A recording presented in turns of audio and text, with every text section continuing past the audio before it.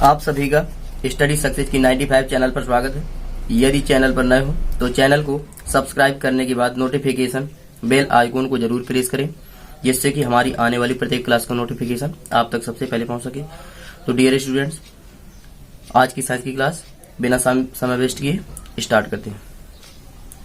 तो dear students, आज हम आपके लिए लेकर आए हैं यूपी बोर्ड क्लास 10 के लिए साइंस का 2019 के तीसरे सेट का पहला पार्ट, जिसमें हम आपको फिजिक्स फुल एक्सप्लेन के साथ कंप्लीट कराएंगे। क्वेश्चन दिया गया है, एक लेंस की क्षमता प्लस एक डायोप्टर है तो उसकी फोकस दूरी क्या है।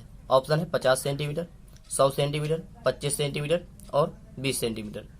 तो देखिए, जैसा कि यहाँ पर दिया गया है एक लेंस की क्षमता प्लस एक डायोप्टर, तो यहाँ पर हमें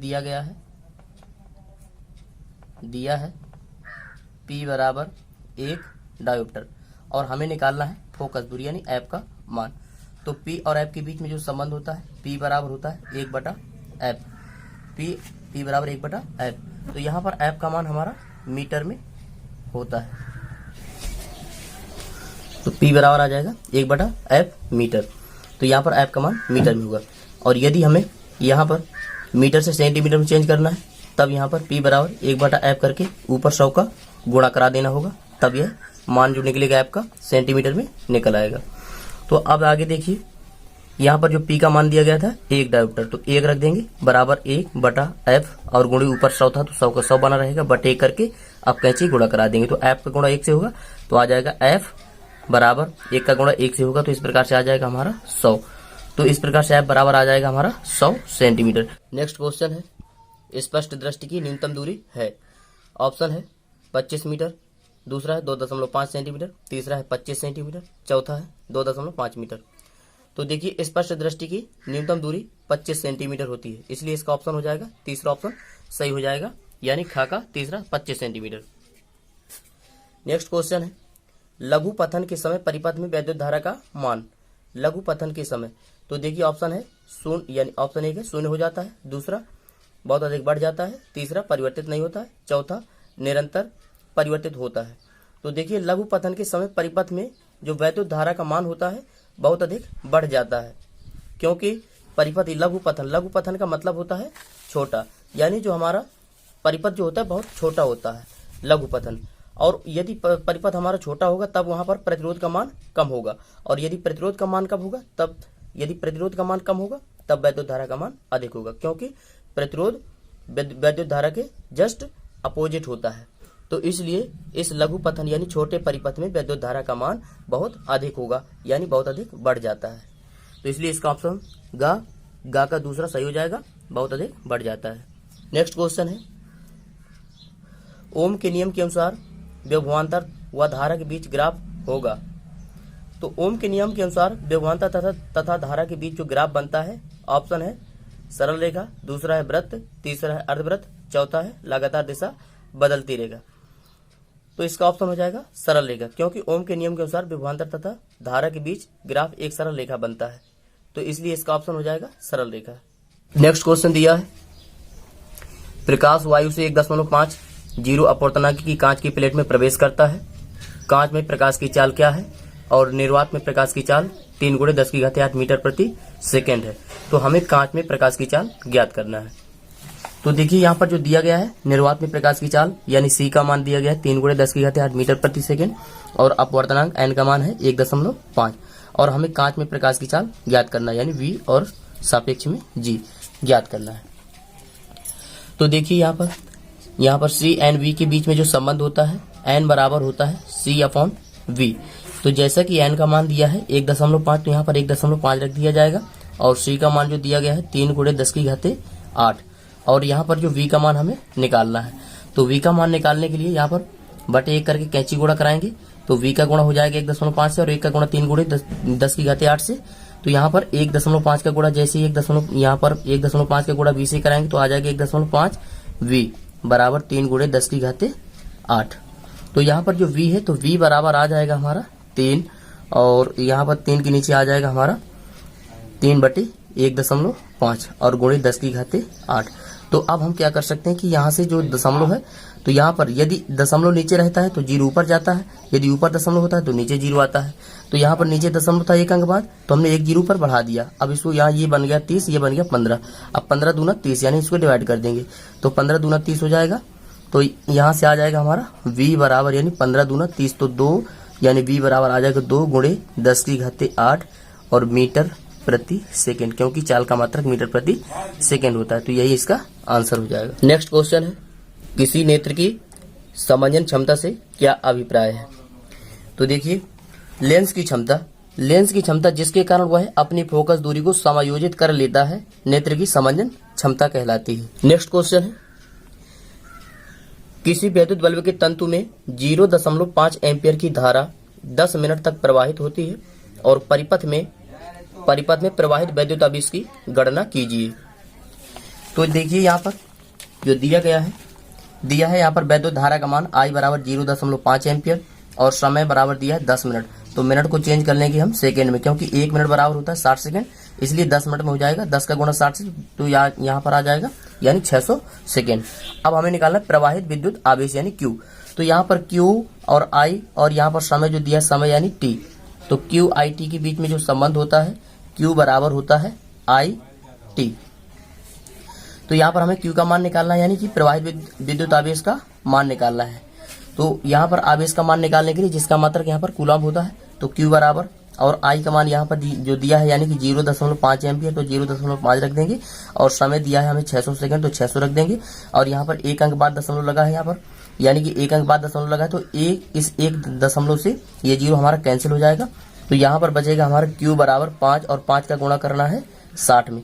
तो हमने बताया था आप लोगों को 5 से गुणा करने का नियम, जो कि हमने जो है इसके जो प्ले लिस्ट में इसका वीडियो पढ़ा होगा। तो 5 से गुणा करने का नियम, यानी किसी भी संख्या को, यानी कि जिस संख्या का गुणा 5 से करना होता है तो उस संख्या को हम आधा कर देते हैं, तो 60 का आधा कर देंगे 30 और लास्ट में एक 0 बढ़ा देते हैं। तो इस प्रकार से हमारा गुणा हो जाएगा। तो यानी Q का मान आया 300 कूलम्ब। यही हमारा आंसर है।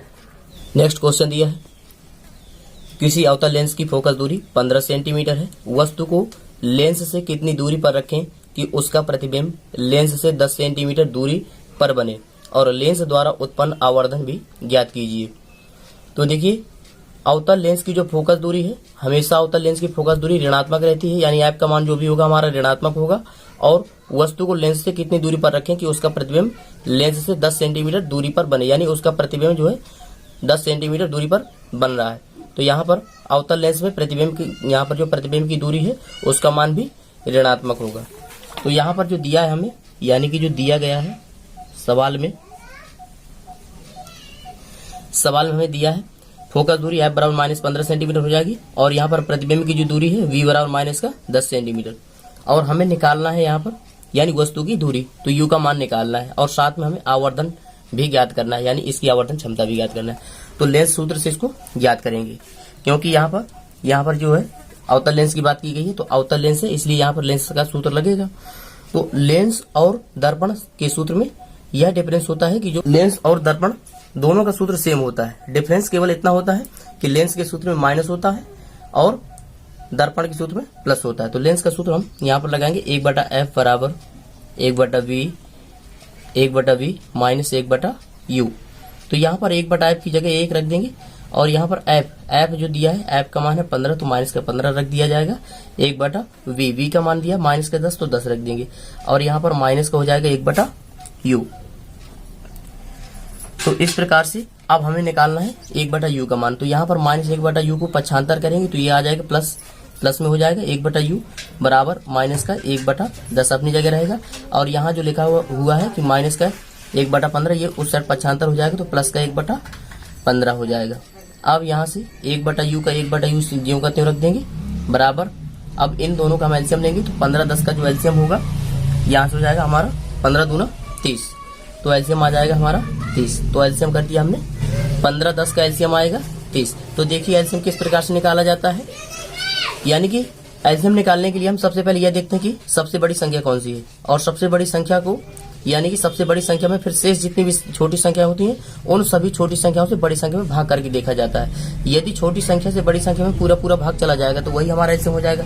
यदि भाग नहीं जाएगा तब जो बड़ी संख्या होगी तो बड़ी संख्या को क्रमशः 1 गुना और 2 गुना, तिगुना, चौगुना इसी प्रकार से करते जाएंगे। तो इस प्रकार से हमारा फाइनली एलसीएम प्राप्त हो जाता है। तो अब यहाँ पर हम देख रहे हैं कि 10 का भाग तो 15 में नहीं जा रहा है, तो इसका मतलब है कि यहाँ 15 को हम 2 गुना करेंगे। अब तो 15 दूना 30 और 30 जैसे हमने इसका 2 गुना किया तो आया 30। तो 30 का यानी 30 में 10 का भाग चला जाएगा, तो इसलिए हमारा एलसीएम हो जाएगा 30।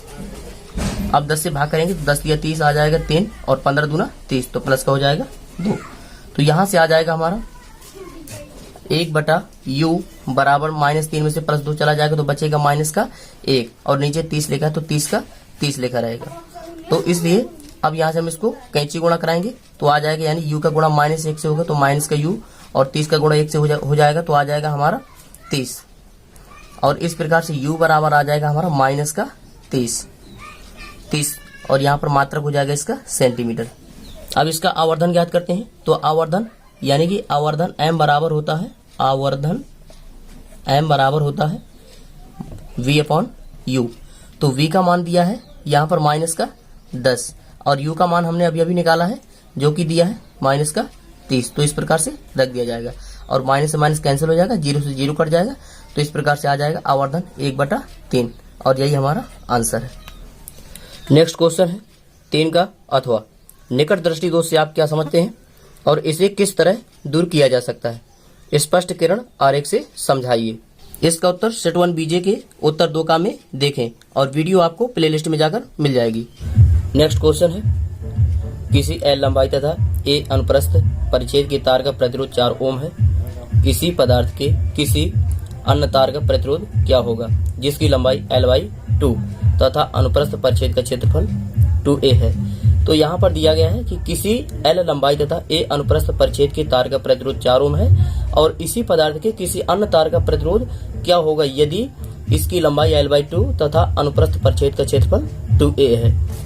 तो यहाँ पर हमें दिया है यानी कि लंबाई L और अनुप्रस्थ परिच्छेद का क्षेत्रफल दिया है a, तब प्रतिरोध दिया है R1 बराबर 4 ओम। अब यदि तार की लंबाई L/2 कर दी जाती है तथा अनुप्रस्थ परिच्छेद का क्षेत्रफल 2a हो जाता है, तब हमें प्रतिरोध ज्ञात करना है, यानी तब हमें प्रतिरोध R2 ज्ञात करना है। तो यहाँ पर यानी R, L और A यानी R प्रतिरोध है और L लंबाई है और A हमारा अनुप्रस्थ परिच्छेद का क्षेत्रफल है। तो R, L, A के बीच में जो संबंध होता है यानी R1 बराबर हो जाएगा, R1 बराबर ρL/A। तो यहाँ से R1 बराबर होता है ρL/A। जैसा कि R1 का मान दिया गया है यहाँ पर 4 ओम, तो यहाँ पर हम 4 रख देंगे और यानी कि ρL/A का जो मान निकलेगा हमारा 4 ओम। अब देखिए हमें निकालना है R2। तो R2 निकालने के लिए यही सूत्र लगाया जाएगा इसी प्रकार से। R2 बराबर हो जाएगा ρL/A। लेकिन यहाँ पर यानी कि दूसरी बार तार की लंबाई दी गई है L की जगह L/2, तो हम L/2 रख देते हैं और तथा अनुप्रस्थ परिच्छेद का क्षेत्रफल दिया है 2a, तो यहाँ पर हम 2a रख देते हैं। अब इसको हल करते हैं तो यहाँ से हो जाएगा हमारा रो और यहाँ से हो जाएगा L/A की जगह L/A आ जाएगा और यहाँ पर ये जो बट्टे में 2 है तो यहाँ पर बट्टे में 2 आ जाएगा इस प्रकार से और आ जाएगा यहाँ से यानी कि ρL/2 का गुणा 2 से होगा, 2 दूनी हो जाएगा 4 यानी ρL/A यानी कि 4a इस प्रकार से। तो ρL/A और गुणे 4। तो जैसे कि हम देख पा रहे हैं कि ρL/A यानी कि यहाँ पर ρL/A की जो ρL/A का मान है 4, तो जहाँ भी यहाँ ρL/A रखा है तो इसकी जगह हम 4 रख सकते हैं। तो यहाँ पर हम 4 रख देंगे इसकी जगह, तब यहाँ से मान हो जाएगा यानी ρL/A की जगह हमें रखना है 4, तो इसकी जगह हम 4 रख देंगे और नीचे 4 पहले से रखा है तो 4 का 4 रख देंगे और 4 से 4 को डिवाइड करेंगे तो 4 एकम 4। तो इस प्रकार से यहाँ पर R2 का मान जो है R2 का मान निकल आएगा हमारा 4 एकम 4 यानी 1 ओम। नेक्स्ट क्वेश्चन दिया है किसी 4 ओम प्रतिरोधक से प्रति सेकंड 400 जूल ऊष्मा उत्पन्न हो रही है। प्रतिरोधक के सिरों पर विभवांतर तथा धारा ज्ञात कीजिए। तो यहाँ पर हमें दिया है 4 ओम प्रतिरोधक यानी प्रतिरोध R का मान दिया 4 ओम और इससे प्रति सेकंड 400 जूल ऊष्मा उत्पन्न हो रही है। तो ऊष्मा यानी H का मान दिया है 400 जूल और प्रतिरोधक के सिरों पर विभवांतर यानी विभवांतर V का मान तथा धारा का मान ज्ञात करना है। तो देखिए जैसे कि यहाँ पर दिया है आंसर 3 का कि अथवा में दिया हमें प्रतिरोध R बराबर 4 ओम और ऊष्मा का मान यानी ऊष्मा को हम H से प्रदर्शित करते हैं तो H बराबर दिया है 400 जूल। और विभवांतर V का मान हमें ज्ञात करना है और विद्युत धारा I का मान भी ज्ञात करना है। तो यहाँ पर यानी कि प्रतिरोध R और यहाँ पर ऊष्मा H और विद्युत धारा I, इन तीनों के बीच में जो संबंध होता है, अर्थात यहाँ पर हम कह सकते हैं कि पहले P बराबर होता है हमारा VI के, तो P बराबर होता है VI के, यानी कि P हमारा होता है शक्ति, तो यहाँ P बराबर VI के होता है और साथ में P बराबर VI के और P बराबर होता है H के, इसलिए H बराबर हो जाएगा हमारा VI के। तो यहाँ से हम H बराबर VI रख देंगे, क्योंकि हम जानते हैं कि V बराबर होता है IR, तो यहाँ से H बराबर रख के यानी V की जगह हम IR रख सकते हैं, तो यहाँ पर IR रख देंगे और गुणा कराना है I से, तब यहाँ से H बराबर आ जाएगा हमारा I स्क्वायर R। तो यहाँ से H बराबर I स्क्वायर R रख दिया। अब यहाँ पर H का मान दिया है 400 जूल, तो हम यहाँ पर 400 जूल रख देंगे और I स्क्वायर की जगह I स्क्वायर, और यहाँ पर R का मान दिया है 4 ओम, तो 4 ओम रख दिया। तो हमने यह सूत्र इसलिए निकाला क्योंकि यहाँ पर V का मान ज्ञात नहीं था, इसलिए हमने सबसे पहले इस सूत्र को निकाला। इस सूत्र के माध्यम से हम सबसे पहले I का मान निकाल लेंगे यानी विद्युत धारा का मान, इसके बाद हम विभवांतर का मान ज्ञात कर लेंगे। तो यहाँ से अब 4 से इसको डिवाइड करेंगे तो आ जाएगा 4 एकम 4 यानी कि 100, तो यहाँ से हमारा यानी I स्क्वायर बराबर निकलेगा 100, तो I स्क्वायर बराबर आया 100। अब इसका हम वर्गमूल ले लेंगे तो I बराबर आया हमारा 10 एम्पियर। तो हमें यहाँ पर यानी विद्युत धारा I का मान तो हमें ज्ञात हो चुका है। अब हम निकालेंगे विभवांतर, तो विभवांतर का यानी विभवांतर ज्ञात करने के लिए V बराबर होता है IR, तो यहाँ पर V बराबर, तो V का मान निकालने के लिए I का मान हमने ज्ञात कर लिया है, I बराबर दिया है 10, तो 10 रख देंगे, और प्रतिरोध जो R दिया है, R दिया हमें 4 ओम, तो 4 रख देंगे। इस प्रकार से 10 चौको 40, तो V बराबर आ जाएगा 40, और V यानी विभवांतर का मात्रक होता है वोल्ट, तो इसलिए इसका आंसर हो जाएगा 40 वोल्ट। नेक्स्ट क्वेश्चन है, नामांकित आरेख खींचकर किसी वैद्युत डायनामो का सिद्धांत तथा कार्यविधि स्पष्ट कीजिए, इसमें ब्रशों का क्या कार्य है। इसका उत्तर सेट 1 बीजे के उत्तर 4 में आप देख सकते हैं प्लेलिस्ट में जा करके।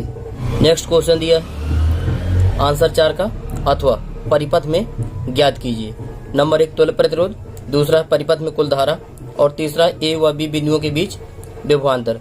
तो जैसा कि आप यहाँ पर यह परिपथ देख पा रहे होंगे कि यहाँ पर इस परिपथ में यानी कि 2 वोल्ट की एक बैटरी लगी हुई है, और यहाँ पर यानी A व B बिंदुओं के बीच में एक 4 ओम का प्रतिरोध लगा है, और यहाँ पर 2 ओम का प्रतिरोध लगा है, और ये भी हमारा 2 ओम का प्रतिरोध लगा हुआ है। यानी 2 ओम और 2 ओम ये दोनों प्रतिरोध आपस में श्रेणी क्रम में जुड़े हैं और इसके साथ में समांतर क्रम में जुड़े हुए हैं, यानी ये 4 ओम के साथ में ये दोनों प्रतिरोध समांतर क्रम में जुड़े हुए हैं। तो अब यहाँ समझिए, सबसे पहले हमें निकालना है तुल्य प्रतिरोध।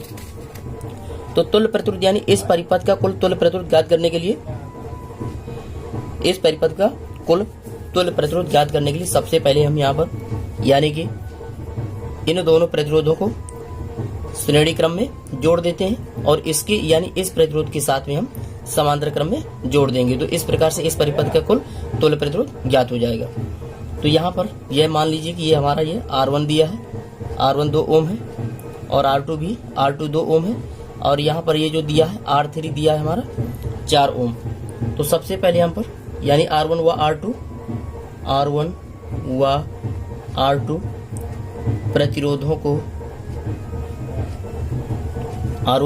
प्रतिरोधों को श्रेणी क्रम में जोड़ने पर, श्रेणी क्रम में जोड़ने पर तो इनको जोड़ा जाएगा। तो यहाँ से निकलेगा R1 प्लस R2 बराबर हो जाएगा यहाँ पर 2 प्लस 2 बराबर 4 ओम। तो यानी यहाँ पर ये 4 ओम निकला है। तो अब हम निकाल लेते हैं 4 ओम और 4 ओम, इन दोनों प्रतिरोधों को समांतर क्रम में जोड़ लेते हैं। तो 4 ओम व 4 ओम के प्रतिरोधों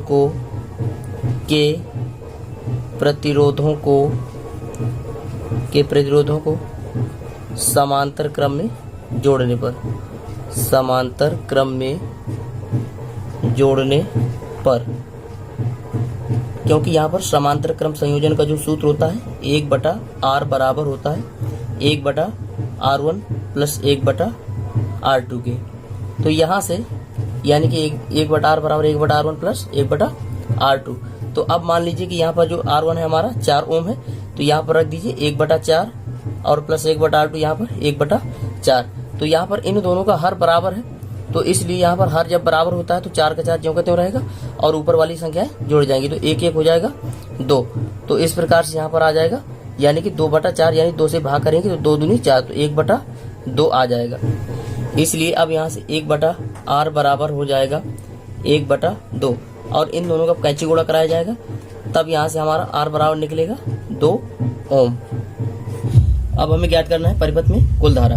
तो परिपथ में कुल धारा ज्ञात करने के लिए सूत्र लगाएंगे हम I बराबर V/R, यानी R का मतलब यहाँ से कुल तुल्य प्रतिरोध। तो ये जैसा कि I की जगह I रख देंगे, और यहाँ पर इस परिपथ का कुल विभवांतर है 2 वोल्ट, तो यहाँ पर हम 2 रख देंगे, और R का मान हमने अभी निकाला था, R बराबर 2 ओम, यानी कुल तुल्य प्रतिरोध निकला था 2। तो 2 से 2 में भाग करेंगे, 2 एकम 2, तो यहाँ से निकलेगा 1, यानी I बराबर हमारा निकलेगा 1 एम्पियर। तो अतः इस परिपथ में कुल धारा हो जाएगी 1 एम्पियर।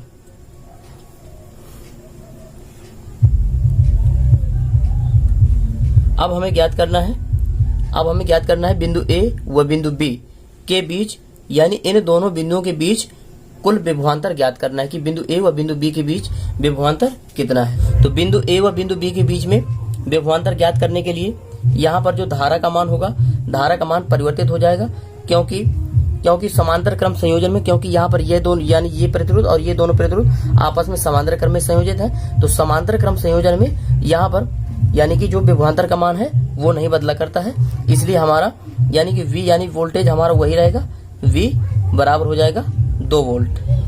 अब हमें ज्ञात करना है बिंदु A व बिंदु B के बीच में विभवांतर। तो बिंदु A व बिंदु B के बीच में जो विभवांतर है, तो देखिए विभवांतर किस प्रकार से निकालेंगे। यहाँ पर ये इस परिपथ में, यानी कि ये प्रतिरोध और ये दोनों प्रतिरोध आपस में इस प्रतिरोध के साथ में समांतर क्रम में संयोजित हैं। तो समांतर क्रम संयोजन में यहाँ पर इस परिपथ का जो विभवांतर होगा, तो समांतर क्रम संयोजन में विभवांतर नहीं बदला करता है, इसलिए हमारा यानी इस परिपथ का कुल विभवांतर आ जाएगा, यानी बिंदु A व बिंदु B के बीच में, चाहे बिंदु A व बिंदु B के बीच में निकालें, यानी कि इस परिपथ में कहीं भी निकालेंगे तो यानी कि हमारा विभवांतर सेम रहेगा, यानी 2 वोल्ट का 2 वोल्ट ही रहेगा, तो विभवांतर चेंज नहीं होगा। तो इसलिए इस यहाँ बिंदु A व बिंदु B के बीच में विभवांतर आ जाएगा V बराबर 2 वोल्ट। लेकिन यहाँ पर विद्युत धारा का मान चेंज हो जाएगा। तो विद्युत धारा का मान यहाँ पर पूरे परिपथ में विद्युत धारा का मान यहाँ पर 1 एम्पियर है, इसलिए यहाँ पर बिंदु A व बिंदु B के लिए विद्युत धारा का मान जो होगा हमारा I बराबर होगा 1/2, यानी कि 1 का आधा एम्पियर। तो इसलिए अब हम सूत्र लगा देंगे यहाँ से V बराबर IR। तो यहाँ से V का मान ज्ञात करने के लिए V बराबर I का मान हमने अभी यहाँ से बताया आपको कि यानी कि इस परिपथ का कुल, यानी इस परिपथ में कुल विद्युत धारा थी 1 एम्पियर। तो यहाँ पर बिंदु A व बिंदु B के बीच के लिए हो जाएगी जो विद्युत धारा 1 की आधी, यानी 1/2 एम्पियर, क्योंकि समांतर क्रम संयोजन में यहाँ पर विद्युत धारा परिवर्तित हो जाती है, लेकिन यहाँ पर विभवांतर चेंज नहीं होगा, इसलिए यहाँ विद्युत धारा हो जाएगा 1 का आधा, यानी 1/2 एम्पियर। तो अब यहाँ से R का मान जो हमें, यानी कि A व B के बीच में जो प्रतिरोध R का मान दिया है, तो बिंदु A व बिंदु B के बीच प्रतिरोध का मान जो दिया है 4, तो अब हम यहाँ पर इस प्रकार से रख देंगे। तो अब 2 से भाग करेंगे तो V बराबर आ जाएगा 2 से 2 दूना 4, तो 2 का 2 दूनी 4, तो V बराबर आ जाएगा हमारा 2 वोल्ट। तो यहाँ से चाहे आप समझ लीजिए कि इस परिपथ का, यानी कि इस परिपथ में विभवांतर हमारा चेंज नहीं होगा, क्योंकि समांतर क्रम में यहाँ पर दोनों प्रतिरोध संयोजित हैं, और चाहे इस प्रकार से समझ लीजिए कि यहाँ पर यानी कि विद्युत धारा का मान चेंज होगा, तो इसलिए I बराबर हो जाएगा आधा, यानी 1 का आधा 1/2 एम्पियर। तब यहाँ से V बराबर इस प्रकार से निकाला जा सकता है 2 वोल्ट, और डायरेक्टली भी हम निकाल सकते थे V बराबर 2 वोल्ट। तो आई होप यह क्वेश्चन आपको समझ में आया होगा। यदि आपको यह वीडियो अच्छा लगा है तो कृपया वीडियो को लाइक, सब्सक्राइब और अपने मित्रों को शेयर जरूर करें, और यदि आप इसका नेक्स्ट पार्ट चाहते हैं तो कमेंट बॉक्स में रिप्लाई देना ना भूलें। Thank you watching for this video. जय हिंद।